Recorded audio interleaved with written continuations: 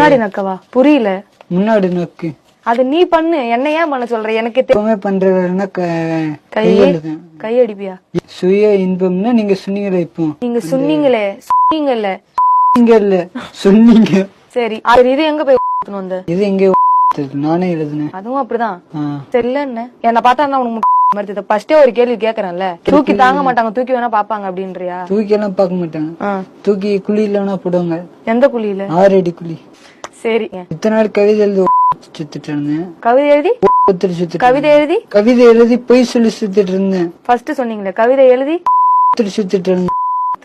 அப்படின்னா என்ன எனக்கு புரியல. நீங்க சொன்னீங்களே முன்னாடி. நான் சொல்லும் போதே அந்த நொரநாட்டியம் கேட்டிருக்கணும், இப்ப கேட்க கூடாது. நான் இப்ப நீ சொல்லும் போது நான் கேட்டல என்னதுன்னு, அப்ப நான் சொல்லும் போது கேட்டிருக்கணும். இப்ப என் மைண்ட்ல இல்ல. கவிதை எழுதி இருந்தீங்க. சரி, கரெக்ட்.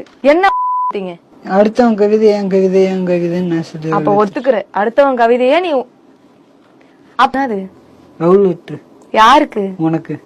எனக்கு வாங்கி படிச்சு பார்த்தா தான் தெரியும் என்னன்னு.